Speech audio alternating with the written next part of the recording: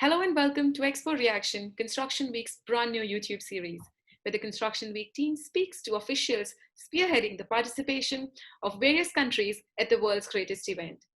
I am Ranju Warrier, and joining me today is Justin McGowan, Commissioner General of Australia at Expo 2020 Dubai.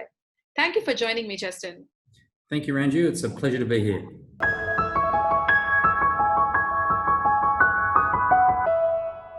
To begin with, why has Australia chosen to participate in Expo 2020 Dubai, and what does the postponement of the World Expo mean for the country? In terms of Australia's participation at Expo 2020 Dubai, it was really a straightforward decision. We're great friends with the UAE. We have had a strong relationship for many years, and we're happy to support our Emirati friends at this very special time in terms of the UAE's development, being 50 years of nationhood. In terms of expos, we don't take the decision lightly to participate in World Expos. The last World Expo we participated in was in Shanghai in 2010. We actually missed the World Expo in 2015, but this one had a very compelling business case. One being that this will be the largest ever participated expo that's ever been, which is fantastic.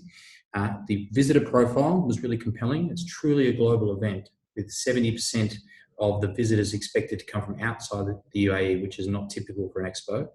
And really just the hub nature of Dubai is the perfect location for an expo. You know, the financial logistics hub that is, and the aviation hub that is Dubai, it's really a place where the world comes together. So it was a natural fit for Australia. Okay.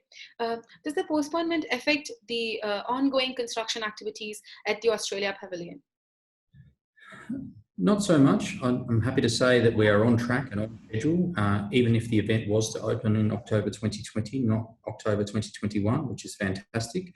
We've really invested a lot of time and effort in understanding our supply chains. Where are all the materials coming from that make up the pavilion, and are any of those at risk?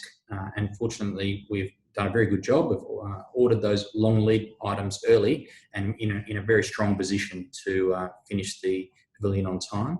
There has been some disruption on site, and for very good reason. You know, the UAE has been very forward-leaning and very strong and progressive in terms of getting good controls in place to manage the onset of COVID. And you'll see that around Dubai in terms of closing schools and cinemas and shopping malls and those things. And the same goes on the expo site, you know, making sure that there's strong plans in place from each contractor, that social distancing regimes are adhered to, hygiene elements are increased, shift work, as well as even right down to transportation of workers to site. There's no more than 25% workers on any particular bus.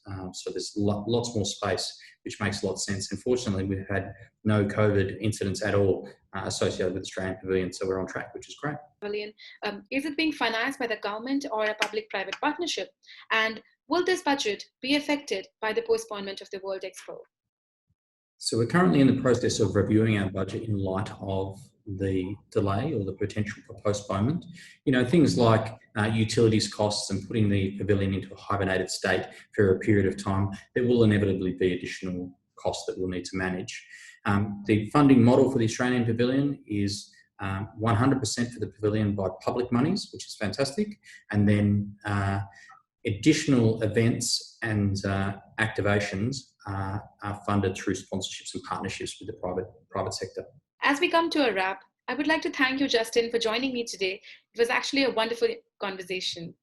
Thank you, Ranju. It's absolutely been a pleasure to be here, and I wish you all the best with the YouTube channel, and thank you for having me on. Thank you, and all the best to the Australian team at the World Expo as well. Thank you very much.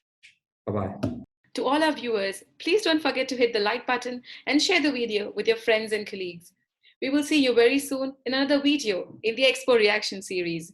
Until then, thank you very much for watching. Goodbye.